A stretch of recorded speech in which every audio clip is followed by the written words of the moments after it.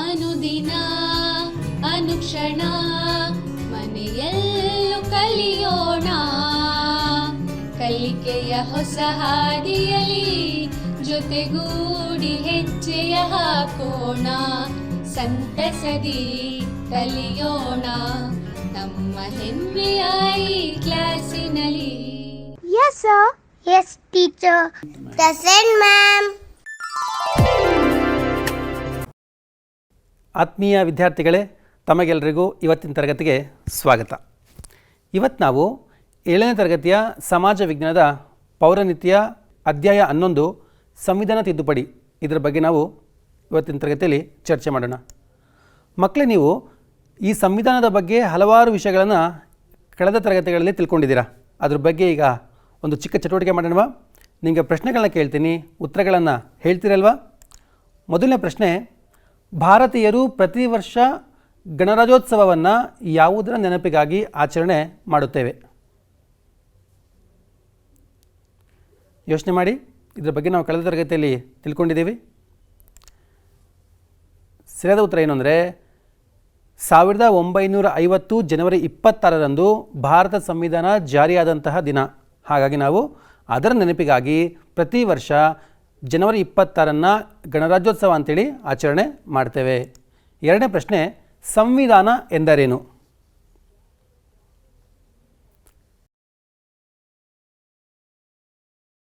ಸಂವಿಧಾನ ಎಂದರೆ ಒಂದು ದೇಶವು ಅನುಸರಿಸುವಂತಹ ಮೂಲಭೂತ ಕಾನೂನುಗಳು. ಅಂದರೆ ಒಂದು ದೇಶ ಉತ್ತಮವಾಗಿ ಆಡಳಿತ ಮಾಡಲಿಕ್ಕೆ, ಜನಗಳಿಗೆ ಎಲ್ಲ ರೀತಿಯ ಹಕ್ಕುಗಳು ದೊರೆಯಲಿಕ್ಕೆ ಬೇಕಾದಂತಹ ಮೂಲ ಕಾನೂನುಗಳನ್ನು ಒಳಗೊಂಡಿರುವಂಥ ಒಂದು ಪುಸ್ತಕ ಯಾವುದು ಅಂದರೆ ಅದೇ ಸಂವಿಧಾನ. ಮೂರನೇ ಪ್ರಶ್ನೆ, ಮಕ್ಕಳ ಚಿತ್ರ ಗಮನಿಸಿ.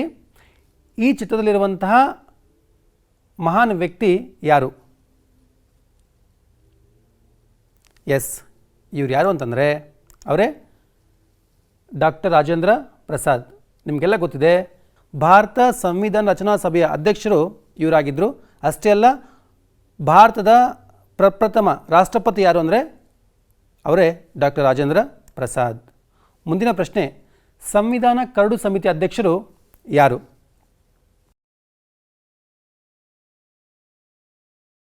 ಉತ್ತರ ಏನು ನೋಡೋಣ ಈಗ. ಅವರೇ ಸಂವಿಧಾನ ಕರಡು ಸಮಿತಿಯ ಅಧ್ಯಕ್ಷರು ಡಾಕ್ಟರ್ BR ಅಂಬೇಡ್ಕರ್ ಅವರು ಆಗಿದ್ದರು. ಇವರು ನಾವು ಸಂವಿಧಾನ ಶಿಲ್ಪಿ ಅಂಥೇಳಿ ಕರೀತೇವೆ. ಮುಂದಿನ ಪ್ರಶ್ನೆ, ಭಾರತ ಸಂವಿಧಾನವು ಯಾವಾಗ ಜಾರಿಗೆ ಬಂದಿತ್ತು?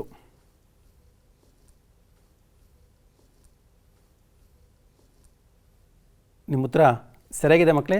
ಯಾವಾಗಂದರೆ ಜನವರಿ 26, 1950ರಂದು ಭಾರತ ಸಂವಿಧಾನವು ಜಾರಿಗೆ ಬಂದಿದೆ. ಮುಂದಿನ ಪ್ರಶ್ನೆ, ಭಾರತ ಸಂವಿಧಾನದ ಲಕ್ಷಣಗಳು ಯಾವುವು?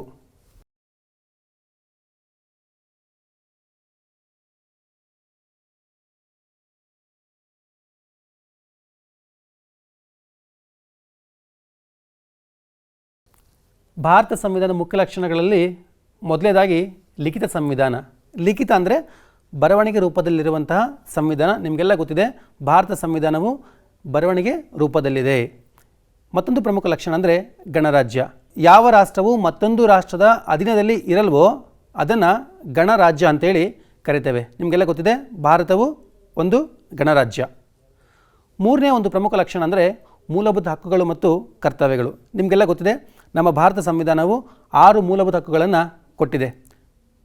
ಸಮಾನತೆ ಹಕ್ಕು, ಸ್ವಾತಂತ್ರ್ಯದ ಹಕ್ಕು, ಶೋಷಣೆ ವಿರುದ್ಧದ ಹಕ್ಕು, ಧಾರ್ಮಿಕ ಸ್ವಾತಂತ್ರ್ಯದ ಹಕ್ಕು, ಸಾಂಸ್ಕೃತಿಕ ಮತ್ತು ಶೈಕ್ಷಣಿಕ ಹಕ್ಕು, ಸಂವಿಧಾನಾತ್ಮಕ ಪರಿಹಾರಾತ್ಮಕ ಹಕ್ಕುಗಳನ್ನು ನಮ್ಮ ಸಂವಿಧಾನ ನೀಡಿದೆ.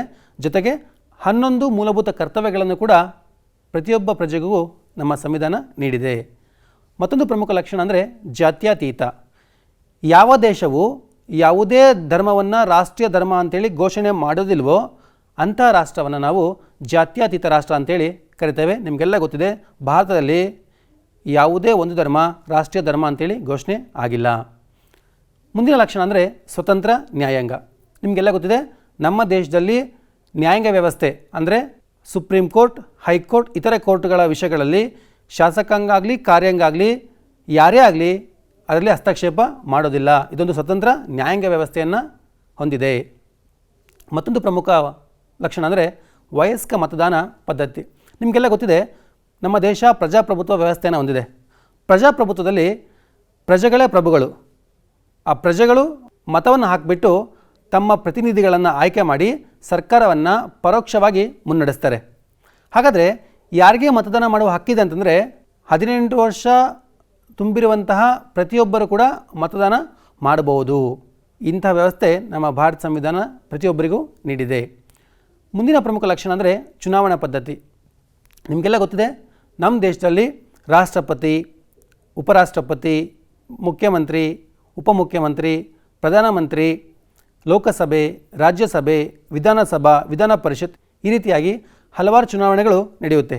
ಇವೆಲ್ಲ ಚುನಾವಣೆಗಳನ್ನು ಮಾಡಲಿಕ್ಕೋಸ್ಕರ ನಮ್ಮ ದೇಶದಲ್ಲಿ ಚುನಾವಣಾ ಆಯೋಗ ಇದೆ. ಈ ಚುನಾವಣಾ ಆಯೋಗ ಭಾರತದಲ್ಲಿ ನಿಷ್ಪಕ್ಷಪಾತವಾಗಿ ಚುನಾವಣೆಗಳನ್ನು ನಡೆಸುತ್ತೆ. ಇದು ಮತ್ತೊಂದು ಪ್ರಮುಖವಾದಂತಹ ಸಂವಿಧಾನದ ಲಕ್ಷಣ. ಮಕ್ಕಳು, ಇವತ್ತಿನ ಕ್ಲಾಸಲ್ಲಿ ನಾವು ನಮ್ಮ ಭಾರತ ಸಂವಿಧಾನ ಸಂಬಂಧಪಟ್ಟಂತೆ ಸಂವಿಧಾನದ ಸ್ವರೂಪವನ್ನು ಅರ್ಥ ಮಾಡ್ಕೊಳ್ತೀವಿ. ಅಷ್ಟೇ ಅಲ್ಲದೆ ಭಾರತ ಸಂವಿಧಾನದ ತಿದ್ದುಪಡಿ ಮಾಡುವ ವಿಧಾನಗಳನ್ನು ನಾವು ಅರ್ಥ ಮಾಡ್ಕೊಳ್ತೀವಿ.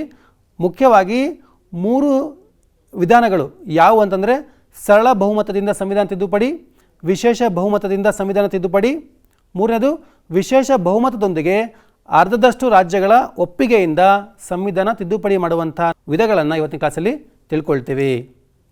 ಮಕ್ಕಳೇ, ನಿಮಗೆಲ್ಲ ಗೊತ್ತಿದೆ, ಭಾರತ ಸಂವಿಧಾನವು ಜಗತ್ತಿನ ಅತ್ಯಂತ ದೊಡ್ಡ ಸಂವಿಧಾನ. ನಾವು ಈ ಸಂವಿಧಾನವನ್ನು 25 ಭಾಗಗಳನ್ನಾಗಿ ವಿಂಗಡಣೆ ಮಾಡಿಕೊಂಡಿದ್ದೀವಿ. ನೋಡಿ, ಉದಾಹರಣೆಗೆ ಹಿಂದೆ ನಡೆದ ಘಟನೆಗಳ ಕುರಿತು ನಾವು ಇತಿಹಾಸದಲ್ಲಿ ಅಧ್ಯಯನ ಮಾಡ್ಬೋದು. ಭೂಮಿಯ ಬಗ್ಗೆ ಸಂಪೂರ್ಣವಾಗಿ ಭೂಗೋಳಶಾಸ್ತ್ರದಲ್ಲಿ ಅಧ್ಯಯನ ಮಾಡ್ಬೋದು. ರಾಜಕೀಯ ವಿಷಯಕ್ಕೆ ಸಂಬಂಧಪಟ್ಟಂತೆ ಪೌರನೀತಿಯಲ್ಲಿ ಅಧ್ಯಯನ ಮಾಡ್ಬೋದು. ನಾವು ವಿಷಯ ವಸ್ತುವಿಗೆ ಸಂಬಂಧಪಟ್ಟಂತೆ ವಿಭಾಗ ಮಾಡ್ಕೊಂಡಿದ್ದೀವಿ. ಅದೇ ರೀತಿಯಾಗಿ ನಮ್ಮ ಸಂವಿಧಾನವನ್ನು ವಿಷಯ ವಸ್ತುಗಳ ಆಧಾರದ ಮೇಲೆ 25 ಭಾಗಗಳನ್ನಾಗಿ ವಿಂಗಡಣೆ ಮಾಡ್ಕೊಂಡಿದ್ದೀವಿ. ಅದರಲ್ಲಿ 1ನೇ ಭಾಗ ಯಾವುದು ಅಂದರೆ ಯೂನಿಯನ್ ಮತ್ತು ಅದರ ಪ್ರದೇಶಗಳು. ನಿಮಗೆಲ್ಲ ಗೊತ್ತಿರಲಿ, ನಮ್ಮ ಸಂವಿಧಾನದಲ್ಲಿ 1ರಿಂದ 4ನೇ ವಿಧಿಯವರೆಗೆ ನಮ್ಮ ದೇಶದ ಒಟ್ಟು ಭೌಗೋಳಿಕ ಕ್ಷೇತ್ರ ಎಷ್ಟಿದೆ, ನಮ್ಮ ದೇಶವನ್ನು ಎಷ್ಟು ರಾಜ್ಯಗಳನ್ನಾಗಿ ವಿಂಗಡಣೆ ಮಾಡ್ಕೊಂಡಿದ್ದೀವಿ, ಹೊಸ ರಾಜ್ಯಗಳ ರಚನೆಯನ್ನು ಯಾವ ರೀತಿ ಮಾಡಬೇಕು, ಅದನ್ನ ಯಾರು ಮಾಡಬೇಕು ಅನ್ನೋದ್ರ ಬಗ್ಗೆ ಸಂಪೂರ್ಣವಾಗಿ 1ನೇ ಭಾಗದಲ್ಲಿ ವಿವರಿಸಲಾಗಿದೆ.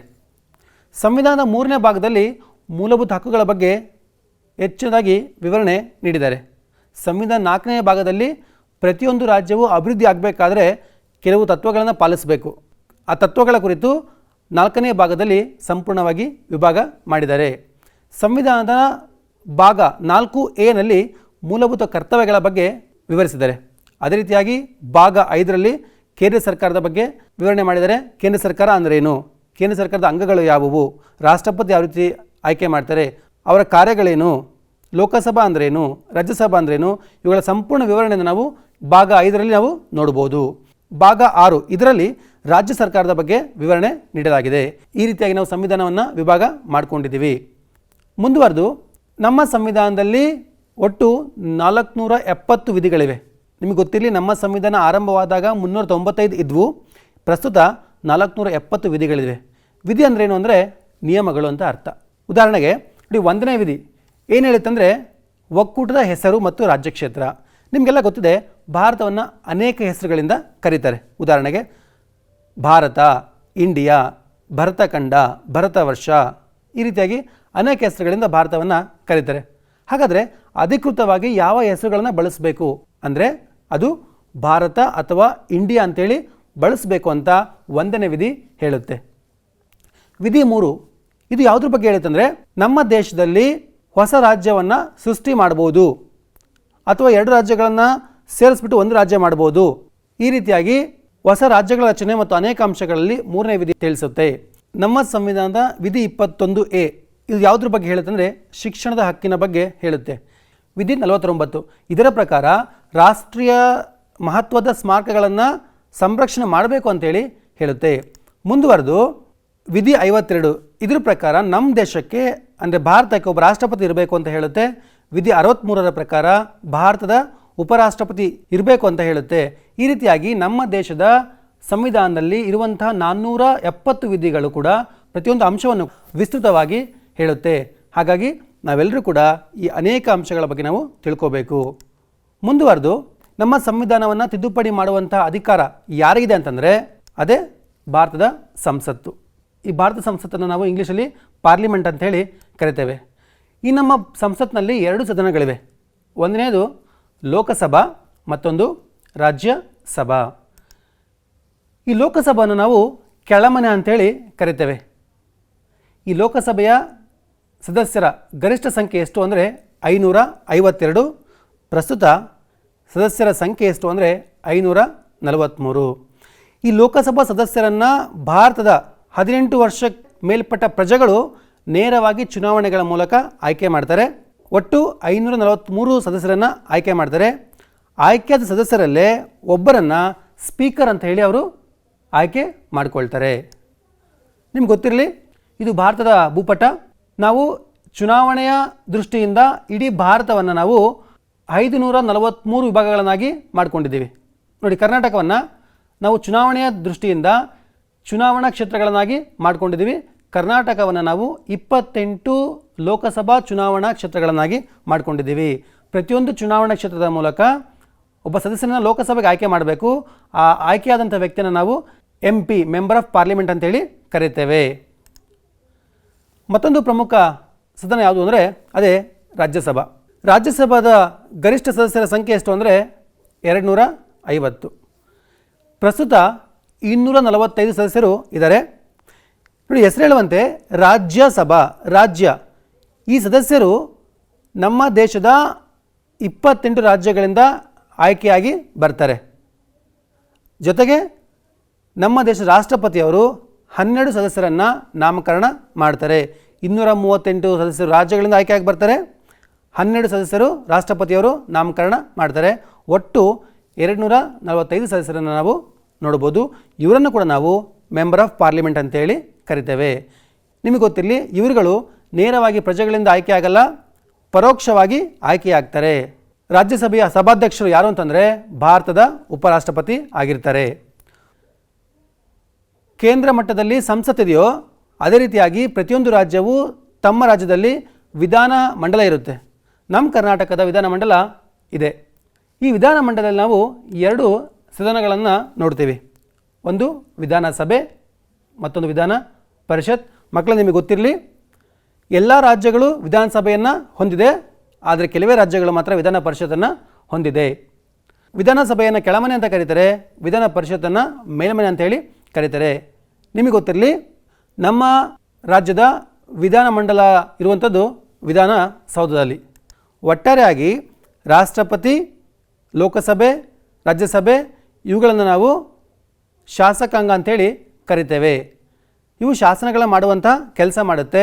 ಶಾಸಕಾಂಗ ತನ್ನಂತಹ ಶಾಸನಗಳನ್ನು ಕಾರ್ಯರೂಪಕ್ಕೆ ತರುವುದೇ ಕಾರ್ಯಾಂಗ. ನೀವು ಗಮನಿಸ್ಬೋದು, ಇದೇ ಕಾರ್ಯಾಂಗ. ಇಲ್ಲಿ ರಾಷ್ಟ್ರಪತಿ, ಪ್ರಧಾನಮಂತ್ರಿ, ಕೇಂದ್ರ ಮಂತ್ರಿಮಂಡಲ ಇರುತ್ತೆ. ನಂತರ ನ್ಯಾಯಾಂಗ ಇರುತ್ತೆ. ಇವುಗಳ ಬಗ್ಗೆ ಸಂಪೂರ್ಣವಾಗಿ ನಿಗಾ ವಹಿಸಲಿಕ್ಕೆ ನಮ್ಮಲ್ಲಿ ನ್ಯಾಯಾಂಗ ವ್ಯವಸ್ಥೆ ಇದೆ. ಇದು ಕೇಂದ್ರ ಸರ್ಕಾರದ ವ್ಯವಸ್ಥೆ, ಅದೇ ರೀತಿಯಾಗಿ ಇದು ರಾಜ್ಯ ಸರ್ಕಾರದ ವ್ಯವಸ್ಥೆ. ಮಕ್ಕಳು, ನಿಮಗೆಲ್ಲ ಗೊತ್ತಿದೆ, ಸಮಾಜದಲ್ಲಿ ಬದಲಾವಣೆ ಅನ್ನೋದು ಸಾಮಾನ್ಯ. ಈ ಸಾಮಾಜಿಕ ಬದಲಾವಣೆ ಹಾಗೂ ಬದಲಾದ ಪರಿಸ್ಥಿತಿಗೆ ಹೊಂದಿಕೊಳ್ಳೋದಕ್ಕೋಸ್ಕರ ನಮ್ಮ ಸಂವಿಧಾನವನ್ನು ತಿದ್ದುಪಡಿ ಮಾಡುವಂಥದ್ದು ಅತ್ಯಂತ ಅನುಕೂಲ. ಉದಾಹರಣೆಗೆ 1956ರಲ್ಲಿ ನಮ್ಮ ದೇಶದಲ್ಲಿ 14 ರಾಜ್ಯಗಳಿದ್ವು. ಮತ್ತು ನಂತರ ಏನಾಯಿತು, ಕಾಲ ಬದಲಾದಂತೆ ಜನಸಂಖ್ಯೆ ಹೆಚ್ಚಾದಂತೆಲ್ಲ ಆಡಳಿತಾತ್ಮಕ ದೃಷ್ಟಿಯಿಂದ ರಾಜ್ಯಗಳ ಸಂಖ್ಯೆಯನ್ನು ಹೆಚ್ಚು ಮಾಡ್ತಾ ಹೋದರು. ಪ್ರಸ್ತುತ 28 ರಾಜ್ಯಗಳಿವೆ. ಇದನ್ನು ಸಂವಿಧಾನ ತಿದ್ದುಪಡಿಯ ಮೂಲಕ ಬದಲಾವಣೆಯನ್ನು ಮಾಡಿದರು. ಹಾಗಾಗಿ ನಾವು ಸಂವಿಧಾನವನ್ನು ಕಾಲಕ್ಕೆ ತಕ್ಕಂತೆ ಬದಲಾದ ಪರಿಸ್ಥಿತಿಗೆ ತಿದ್ದುಪಡಿ ಮಾಡೋದು ಅತ್ಯಂತ ಅವಶ್ಯಕ. ಹಾಗಾದರೆ ನಮ್ಮ ಸಂವಿಧಾನವನ್ನು ಯಾವ ರೀತಿ ತಿದ್ದುಪಡಿ ಮಾಡ್ತೀವಿ, ಅದರಲ್ಲಿ ಎಷ್ಟು ವಿಧಾನಗಳಿದೆ ಅಂತಂದರೆ, ಸಂವಿಧಾನ ತಿದ್ದುಪಡಿಯಲ್ಲಿ ಒಟ್ಟು 3 ವಿಧಗಳಿವೆ. ಅವು ಯಾವಂತಂದರೆ, ಒಂದನೇದು ಸರಳ ಬಹುಮತ ತಿದ್ದುಪಡಿ ವಿಧಾನ, ಎರಡನೇದು ವಿಶೇಷ ಬಹುಮತ ತಿದ್ದುಪಡಿ ವಿಧಾನ, ಮೂರನೇದು ವಿಶೇಷ ಬಹುಮತದೊಂದಿಗೆ ಕನಿಷ್ಠ ಅರ್ಧದಷ್ಟು ರಾಜ್ಯಗಳ ಒಪ್ಪಿಗೆ ಪಡೆದು ತಿದ್ದುಪಡಿ ಮಾಡುವಂತಹ ವಿಧಾನ. ಈಗ ಇವುಗಳ ಬಗ್ಗೆ ಒಂದೊಂದಾಗಿ ಚರ್ಚೆ ಮಾಡೋಣ. ಒಂದನೇದು ಸರಳ ಬಹುಮತ ತಿದ್ದುಪಡಿ ವಿಧಾನ. ನೋಡಿ, ಸಂವಿಧಾನದ ಕೆಲವು ಭಾಗಗಳನ್ನು ಸಂಸತ್ತಿನ ಸಾಮಾನ್ಯ ಶಾಸನೀಯ ಪ್ರಕ್ರಿಯೆ ಮೂಲಕ ಸರಳ ಬಹುಮತದ ಮೂಲಕ ತಿದ್ದುಪಡಿ ಮಾಡ್ಬೋದು. ಸರಳ ಬಹುಮತ ಅಂದ್ರೇನು ನಿಮಗೆಲ್ಲ ಗೊತ್ತಿದೆ. ನಮ್ಮ ಸಂಸತ್ನಲ್ಲಿ 2 ಸದನಗಳಿವೆ, ಲೋಕಸಭೆ ಮತ್ತು ರಾಜ್ಯಸಭೆ. ಉದಾಹರಣೆಗೆ ಲೋಕಸಭೆ ನೋಡಿ, ಲೋಕಸಭೆಯಲ್ಲಿ ಒಟ್ಟು 543 ಸದಸ್ಯರು ಇದ್ದಾರೆ. ಯಾವುದೇ ಒಂದು ತಿದ್ದುಪಡಿ ಆಗಬೇಕಂದ್ರೆ ಸದಸ್ಯರು ಲೋಕಸಭೆಯ ಅಧಿವೇಶನದಲ್ಲಿ ಭಾಗವಹಿಸಬೇಕು. ಭಾಗವಹಿಸಿದ ಮೇಲೆ ಅವರು ಮತವನ್ನು ಚಲಾಯಿಸಬೇಕು. ಒಂದು ವೇಳೆ 543 ಸದಸ್ಯರು ಭಾಗವಹಿಸಿದರೆ ಯಾವುದೊಂದು ಮಸೂದೆ ಮಂಡನೆ ಆದಮೇಲೆ ಅದಕ್ಕೆ ಕನಿಷ್ಠ 272 ಜನ ಒಪ್ಪಿಗೆಯನ್ನು ಸೂಚಿಸಬೇಕು. ಉದಾಹರಣೆಗೆ ಸ್ವಚ್ಛ ಭಾರತ ಅನ್ನುವಂಥ ಒಂದು ಕಾರ್ಯಕ್ರಮ ನಮ್ಮ ಕೇಂದ್ರ ಸರ್ಕಾರ ಜಾರಿ ಮಾಡಿತು. ಜಾರಿ ಮಾಡುವುದಕ್ಕಿಂತ ಮೊದಲು ಅದನ್ನು ಲೋಕಸಭೆಯಲ್ಲಿ ಮಂಡಿಸಿದ ಮೇಲೆ 400 ಜನ ಸದಸ್ಯರು ಭಾಗವಹಿಸಿದರೆ ಆ ಪ್ರೋಗ್ರಾಮ್ ಬೇಕು ಅಂತೇಳಿ 201ಕ್ಕಿಂತ ಹೆಚ್ಚು ಜನ ಒಪ್ಕೊಂಡ್ರು, ಸಮ್ಮತಿ ಸೂಚಿಸಿದರು. ನಂತರ ಇದು ಕಾಯ್ದೆಯಾಗಿ ಜಾರಿಯಾಯಿತು. ಅಂದರೆ ಹಾಜರಿದ್ದ ಸದಸ್ಯರಲ್ಲಿ 50%ಕ್ಕಿಂತ ಹೆಚ್ಚು ಸದಸ್ಯರು ಅದನ್ನು ಸಮ್ಮತಿ ಕೊಟ್ಟಾಗ ಅದನ್ನು ತಿದ್ದುಪಡಿ ಮಾಡ್ಬೋದು. ಮತ್ತೊಂದು ಉದಾಹರಣೆ, 150 ಸದಸ್ಯರು ಹಾಜರಾಗಿದ್ದರೆ ಕನಿಷ್ಠ 76 ಜನ ಸಮ್ಮತಿ ಸೂಚಿಸಿದರೆ ಅದು ತಿದ್ದುಪಡಿ ಆಗುತ್ತೆ. ಇದೇ ಸರಳ ಬಹುಮತ ತಿದ್ದುಪಡಿ. ಸಿಂಪಲಾಗಿ ಹೇಳ್ಬೇಕಂದ್ರೆ ನಿಮಗೆ ಸಂಸತ್ತಿನ ಸದಸ್ಯರಲ್ಲಿ ಅರ್ಧಕ್ಕಿಂತ ಹೆಚ್ಚು ಸದಸ್ಯರು ಒಪ್ಪಿಗೆ ಸೂಚಿಸಬೇಕು. ಇದೇ ಸರಳ ಬಹುಮತ ತಿದ್ದುಪಡಿ. ಎರಡನೇದಾಗಿ ಉದಾಹರಣೆಗೆ ಈ ಸರಳ ಬಹುಮತ ತಿದ್ದುಪಡಿಯ ಮೂಲಕ ಯಾವ ಯಾವ ಭಾಗಗಳನ್ನು ತಿದ್ದುಪಡಿ ಮಾಡ್ಬೋದು ಅಂದರೆ, ಒಂದನೇದಾಗಿ ಭಾರತೀಯ ನಾಗರಿಕತ್ವದ ಅರ್ಹತೆಗಳು, ಎರಡನೇದು ಹೊಸ ರಾಜ್ಯಗಳ ಸೇರ್ಪಡೆ ಮತ್ತು ಸ್ಥಾಪನೆ. ಉದಾಹರಣೆಗೆ 2014ರಲ್ಲಿ ಆಂಧ್ರ ಪ್ರದೇಶವನ್ನು ವಿಭಾಗ ಮಾಡಿ 2 ರಾಜ್ಯಗಳನ್ನಾಗಿ ಮಾಡಿದರು. ಒಂದು ತೆಲಂಗಾಣ, ಮತ್ತೊಂದು ಆಂಧ್ರ ಪ್ರದೇಶ್. ಇದನ್ನು ಸರಳ ಬಹುಮತ ತಿದ್ದುಪಡಿಯ ಮೂಲಕ ಮಾಡಿದರು. ಅಷ್ಟೇ ಅಲ್ಲ, ರಾಜ್ಯಗಳ ಗಡಿ ಬದಲಾವಣೆ, ವಿಸ್ತೀರ್ಣ ಮತ್ತು ಹೆಸರನ್ನು ಬದಲಾಯಿಸೋದು. ನಿಮಗೆಲ್ಲ ಗೊತ್ತಿದೆ, 1973ಕ್ಕಿಂತ ಮೊದಲು ನಮ್ಮ ರಾಜ್ಯವನ್ನು ಮೈಸೂರು ಅಂತ ಕರೀತಾ ಇದ್ರು. ನಂತರ ಸರಳ ಬಹುಮತದ ಮೂಲಕ ಲೋಕಸಭೆಯಲ್ಲಿ ತಿದ್ದುಪಡಿ ಮಾಡಿ ಅದನ್ನು ಕರ್ನಾಟಕ ಅಂತೇಳಿ ಮರುನಾಮಕರಣ ಮಾಡಿದರು. ಇವೆಲ್ಲ ಸರಳ ಬಹುಮತ ತಿದ್ದುಪಡಿಯ ವಿಧಾನದಲ್ಲಿ ಬರುತ್ತೆ. ಎರಡನೇದು ವಿಶೇಷ ಬಹುಮತ ತಿದ್ದುಪಡಿ ವಿಧಾನ. ಈ ವಿಧಾನದ ಮೂಲಕ ನಾವು ಎರಡನೇ ತಿದ್ದುಪಡಿ ವಿಧಾನ ಯಾವುದು ಅಂದರೆ ವಿಶೇಷ ಬಹುಮತ ತಿದ್ದುಪಡಿ ವಿಧಾನ. ಈ ವಿಧಾನದ ಮೂಲಕ ನಾವು ಸಂವಿಧಾನದ ಕೆಲವು ಭಾಗಗಳನ್ನು ಸಂಸತ್ತಿನ ವಿಶೇಷ ಬಹುಮತದ ಮೂಲಕ ತಿದ್ದುಪಡಿ ಮಾಡಬಹುದು. ಹಾಗಾದರೆ ವಿಶೇಷ ಬಹುಮತ ಅಂದ್ರೇನು? ನಿಮ್ಗೆ ಗೊತ್ತಿರಲಿ, ಸಂಸತ್ತಿನ ಸದಸ್ಯರಲ್ಲಿ 3/2 ಸದಸ್ಯರು ಒಪ್ಪಿಗೆ ಸೂಚಿಸಿದರೆ ಅದಕ್ಕೆ ತಿದ್ದುಪಡಿಯನ್ನು ತರಬಹುದು. ಇದೇ ವಿಶೇಷ ಬಹುಮತ ತಿದ್ದುಪಡಿ ವಿಧಾನ. ಉದಾಹರಣೆಗೆ ನಮ್ಮ ಸಂಸತ್ನಲ್ಲಿ 2 ಸದನಗಳಿವೆ, ಒಂದು ಲೋಕಸಭೆ ಮತ್ತೊಂದು ರಾಜ್ಯಸಭೆ. ಲೋಕಸಭೆಯ ಸದಸ್ಯರ ಸಂಖ್ಯೆ ಎಷ್ಟು? 543. ಒಂದು ವೇಳೆ ಲೋಕಸಭೆಯ ಸ್ಪೀಕರ್ ಲೋಕಸಭಾ ಅಧಿವೇಶನ ಕರೆದಾಗ ಅಲ್ಲಿ 543 ಜನ ಭಾಗವಹಿಸಿದ್ರು ಅಂತ ನೀವು ತಿಳ್ಕೋಬೇಕು. ಭಾಗವಹಿಸಿದ ಮೇಲೆ ಯಾವುದೋ ಹೊಸ ಒಂದು ತಿದ್ದುಪಡಿಯನ್ನು ಆ ಲೋಕಸಭೆಯಲ್ಲಿ ಮಂಡಿಸ್ತಾರೆ. ಮಂಡಿಸಿದ ಮೇಲೆ ಅದು ಕಾಯ್ದೆ ಆಗಬೇಕು, ತಿದ್ದುಪಡಿ ಆಗಬೇಕು ಅಂತಂದರೆ ಭಾಗವಹಿಸಿದ ಸದಸ್ಯರಲ್ಲಿ 2/3 ಸದಸ್ಯರು ಅದಕ್ಕೆ ಸಮ್ಮತಿ ಸೂಚಿಸಬೇಕು. ಉದಾಹರಣೆಗೆ ಅವತ್ತಿನ ಅಧಿವೇಶನದಲ್ಲಿ 450 ಜನ ಭಾಗವಹಿಸಿದರು ಅಂದರೆ ಅದಕ್ಕೆ 300 ಜನ ಸಮ್ಮತಿಯನ್ನು ಸೂಚಿಸಬೇಕು. ಅದನ್ನು ನಾವು 2/3 ಅಂತೇಳಿ ಕರಿತೇವೆ. ಅಂದರೆ 3ರಲ್ಲಿ 2 ಆ ಒಂದು ಮಸೂದೆಯನ್ನು ಒಪ್ಕೋಬೇಕು. ಇದನ್ನು ನಾವು ವಿಶೇಷ ಬಹುಮತ ತಿದ್ದುಪಡಿ ವಿಧಾನ ಅಂತೇಳಿ ಕರಿತೇವೆ. ಉದಾಹರಣೆಗೆ ಮೂಲಭೂತ ಹಕ್ಕುಗಳನ್ನು ಮತ್ತು ರಾಜ್ಯ ನಿರ್ದೇಶಕ ತತ್ವಗಳನ್ನು ತಿದ್ದುಪಡಿ ಮಾಡಬೇಕಂದ್ರೆ ಅದನ್ನು ವಿಶೇಷ ಬಹುಮತ ತಿದ್ದುಪಡಿಯ ಮೂಲಕ ತಿದ್ದುಪಡಿ ಮಾಡ್ಬೋದು. ಮತ್ತೊಂದು ಪ್ರಮುಖ ತಿದ್ದುಪಡಿ ವಿಧಾನ ಅಂದರೆ ವಿಶೇಷ ಬಹುಮತದೊಂದಿಗೆ ಕನಿಷ್ಠ ಅರ್ಧದಷ್ಟು ರಾಜ್ಯಗಳ ಒಪ್ಪಿಗೆ ಪಡೆದು ತಿದ್ದುಪಡಿ ಮಾಡುವಂತಹ ವಿಧಾನ.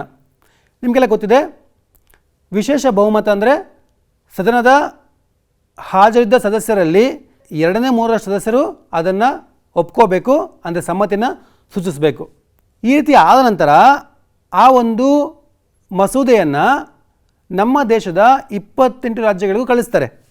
ಕಳಿಸಿದ ಮೇಲೆ ಅದರಲ್ಲಿ ಕನಿಷ್ಠ ಅರ್ಧದಷ್ಟು ರಾಜ್ಯಗಳು ಅಂದರೆ 14ಕ್ಕಿಂತ ಹೆಚ್ಚು ರಾಜ್ಯಗಳು ಒಪ್ಪಿಗೆಯನ್ನು ಸೂಚಿಸಬೇಕು. ಒಪ್ಪಿಗೆ ಸೂಚಿಸಿದರೆ ಮಾತ್ರ ಅದು ತಿದ್ದುಪಡಿ ಆಗುತ್ತೆ. ಇದೇ ವಿಶೇಷ ಬಹುಮತದೊಂದಿಗೆ ಕನಿಷ್ಠ ಅರ್ಧದಷ್ಟು ರಾಜ್ಯಗಳ ಒಪ್ಪಿಗೆ ಪಡೆದು ತಿದ್ದುಪಡಿ ಮಾಡುವ ವಿಧಾನ.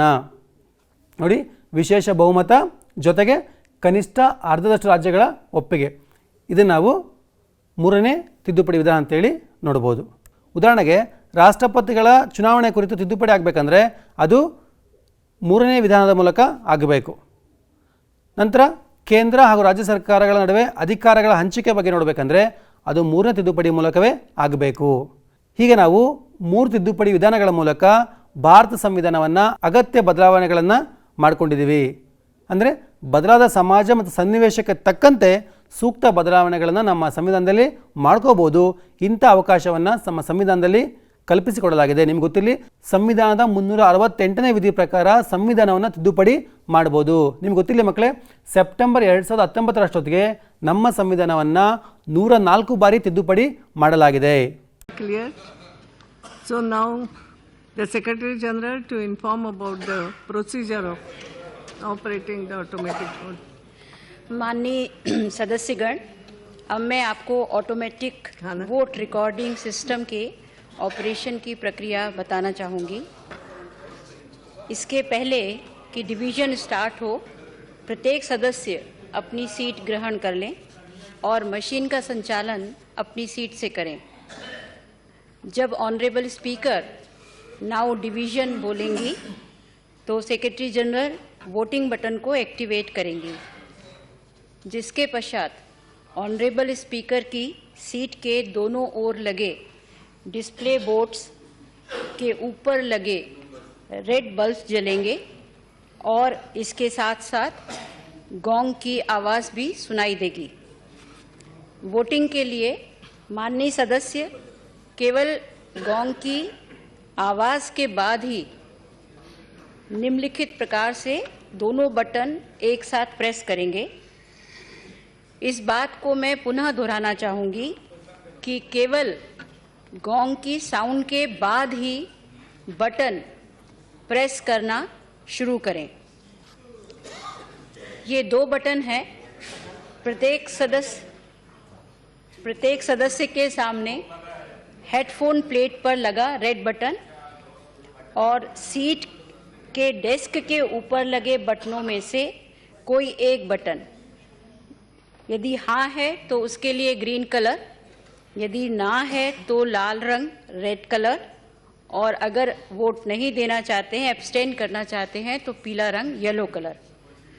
गोंग की साउंड दोबारा सुनाई देने तक दोनों बटन लगातार और एक साथ प्रेस करना अनिवार्य है, तभी वोट रजिस्टर होगा. माननीय सदस्य कृपया नोट करें कि उनके वोट रजिस्टर नहीं होंगे यदि फर्स्ट गोंग साउंड सुनने के पहले ही आपने बटन प्रेस कर दिया हो और यदि सेकेंड गोंग साउंड होने तक दोनों बटन लगातार और एक साथ प्रेस करके ना रखा हो. माननीय सदस्य ऑनरेबल स्पीकर की सीट के दोनों तरफ इंस्टॉल्ड डिस्प्ले बोर्ड्स पर अपना वोट देख सकते हैं. यदि वोट रजिस्टर नहीं हुआ है तो वे स्लिप के माध्यम से वोट कर सकते हैं. धन्यवाद. Yeah. I shall now put the motion for consideration to the vote of the House. The question is that the bill further to amend the Constitution of India be taken into consideration.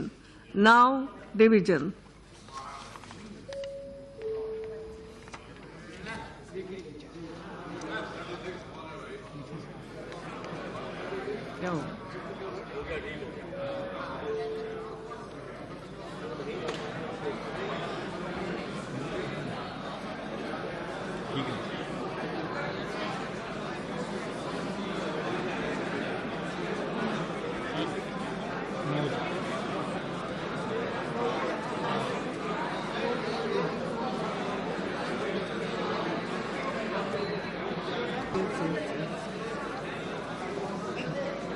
Subject to correction, the result of the division is ayes 319, noes 4. The motion is carried by majority of the total membership of the House and by majority of not less than 2/3 of the members present and voting. The House will now take up clause by clause consideration of them. There are no amendments to clause 2 and 3. If the House agrees, I shall put clauses 2 and 3 together to the vote of the House, in which case the result of the voting shall be taken as applicable to each clause. Now, Clause 2 and 3. The lobbies are cleared. I shall now put clause 2 and 3 to the vote of the House. The question is that clauses 2 and 3 do stand part of the bill. Now division.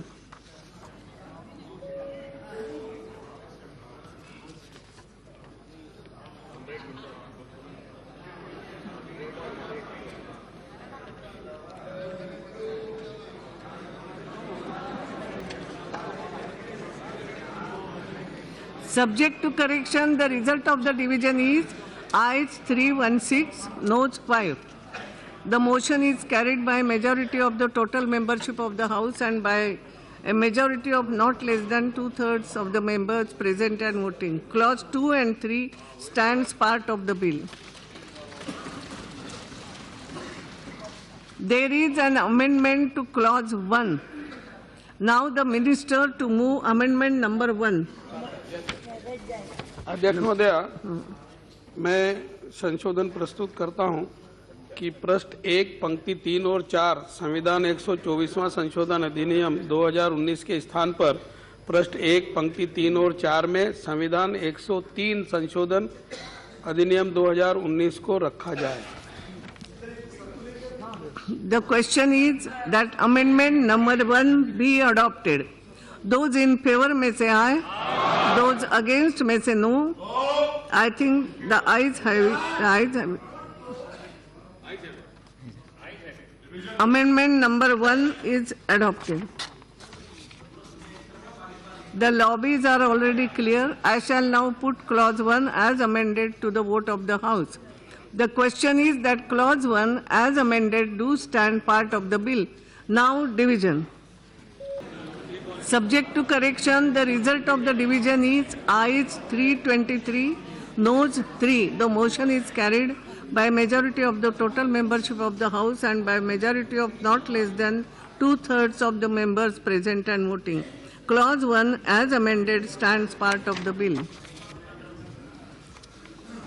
I shall now put the enacting formula and long title to the vote of the House. The question is that the enacting formula and long title do stand part of the bill. Those in favor may say aye. Those against may say no. I think the ayes have it. The ayes have it. The enacting formula and long title stands part of the bill. The minister may now move that the bill as amended be passed. अध्यक्ष महोदय, मैं संविधान संशोधन विधेयक 2019 यथा संशोधित पारित किया जाए ऐसा प्रस्ताव करता हूं। The lobbies are already clear. I shall now put the motion that the bill as amended be passed to the vote of the House. The question is that the bill further to amend the Constitution of India be passed. Now division. ಮಕ್ಕಳೇ, ಇದುವರೆಗೆ ನಾವು ನಿಮಗೆ ಏನು ಮಾಡಿದೆ ಎಲ್ಲರೂ ಅರ್ಥ ಆಯ್ತಲ್ವಾ? ಈಗ ನಿಮಗೆ ಒಂದು ಚಟುವಟಿಕೆ ಕೊಡ್ತೀನಿ. ನೀವು ನಿಮ್ಮ ಶಾಲೆಯಲ್ಲಿ ಲೋಕಸಭಾ ಸದನ ಕಲಾಪಗಳ ಅಣುಕು ಪ್ರದರ್ಶನವನ್ನು ನೀವು ಮಾಡಬೇಕು. ನಿಮ್ಮ ಶಿಕ್ಷಕರ ಸಹಾಯ ತಗೊಳ್ಳಿ, ಪತ್ರಿಕೆಗಳನ್ನು ಓದಿ, ಅಕ್ಕಪಕ್ಕ ಇರುವಂತಹ ಪ್ರಮುಖ ವ್ಯಕ್ತಿಗಳನ್ನು ಕೇಳಿ, ನಿಮ್ಮ ಪೋಷಕರನ್ನ ಕೇಳಿಬಿಟ್ಟು ಸಂಸತ್ ಬಗ್ಗೆ ತಿಳ್ಕೊಂಡು ಅಣುಕು ಪ್ರದರ್ಶನ ಮಾಡ್ತೀರಲ್ವಾ? ಮಕ್ಕಳು, ಇವತ್ತಿನ ಕ್ಲಾಸಿನ ಬಗ್ಗೆ ನಾನು ನಿಮ್ಮ ಕೆಲವು ಹೋಮ್ವರ್ಕನ್ನು ಕೊಡ್ತೀನಿ. ಎಲ್ಲರೂ ಹೋಮ್ವರ್ಕನ್ನು ಬರ್ಕೊಳ್ಳಿ. ಹೋಮ್ವರ್ಕನ್ನು ಬರ್ಕೊಂಡು ಉತ್ತರಗಳನ್ನು ಬರೆದು ನಿಮ್ಮ ಶಿಕ್ಷಕರಿಗೆ ತೋರಿಸಿ.